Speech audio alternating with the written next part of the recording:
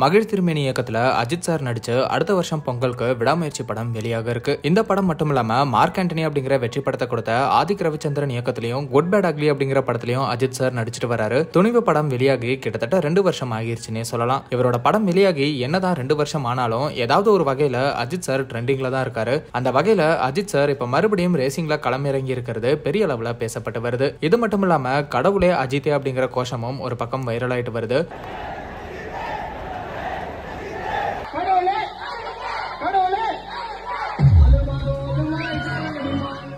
எங்கெல்லாம் மக்கள் கூட்டம் கூடுறாங்களோ அங்கெல்லாம் கடவுளே அஜித்தே அப்படிங்கிற கோஷம் போடப்பட்டு வருது. இதை கேள்விப்பட்ட அஜித் சார் ரொம்பவே வருத்தப்பட்டு இப்போ அறிக்கை ஒன்ன வெளியிட்டிருக்காரு. அந்த அறிக்கையில அவர் என்ன சொல்லியிருக்காருன்னா, சமீப காலமா முக்கியமான பொது நிகழ்ச்சிகள்ல அநாகரிகமா தேவையில்லாம எழுப்பப்படுற கடவுளே அஜித்தே அப்படிங்கிற இந்த கோஷம் என்ன கவலைப்பட வைக்குது. என்னோட பேரை தவிர என்னோட பேருக்கு முன்னாடி எந்த ஒரு பேரையும் சேர்த்து கூப்பிடுறதுலயும் எனக்கு துளி கூட உடன்பாடு இல்ல. என்னோட பேர்ல மட்டும் என்ன கூப்பிட நான் விரும்புறேன். அதனால பொது இடங்கள்ல மற்றும் மக்கள் அதிகமா கூடுற எந்த இடத்துலயும் அசௌகரியத்தை ஏற்படுத்துற இந்த செயலை நிறுத்துறதுக்கு ஒத்துழைப்பு கொடுங்க. என்னோட இந்த கோரிக்கைக்கு உடனடியா மதிப்பளிப்பீங்கன்னு நான் நம்புறேன். யாரையும் கஷ்டப்படுத்தாம கடினமா உழைச்சு குடும்பத்தை கவனிங்க மற்றும் சட்டத்தை மதிக்கிற குடிமக்களா இருங்க.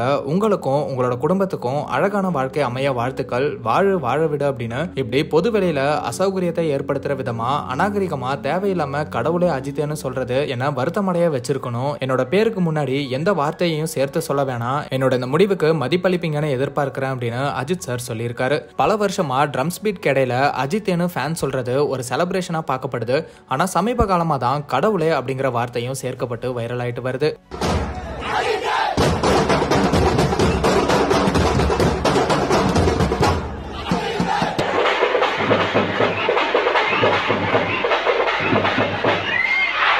அல்டிமேட் ஸ்டார் அப்படிங்கிற பட்டம் வேணாம்னு சொன்ன அஜித் சார் தலன்னு கூப்பிட வேண்டாம்னு வேண்டுகோள் வச்சிருந்தாரு. இப்போ மறுபடியும் கடவுளே அஜித்தேன்னு ட்ரெண்ட் ஆகிறதுக்கும் அப்படி சொல்ல வேணாம்னு அறிக்கை வெளியிட்டு இருக்காரு. அஜித் சாரோட இந்த செயல் இப்போ பலரால பாராட்டப்பட்டு வருது. இப்படிதான் சமீபத்துல கமல் சாரும் உலகநாயகன் ஆண்டவர்னு இப்படி என்ன அழைக்க வேணாம்னு சொல்லி இருந்தாரு அப்படிங்கறதும் குறிப்பிடத்தக்கது.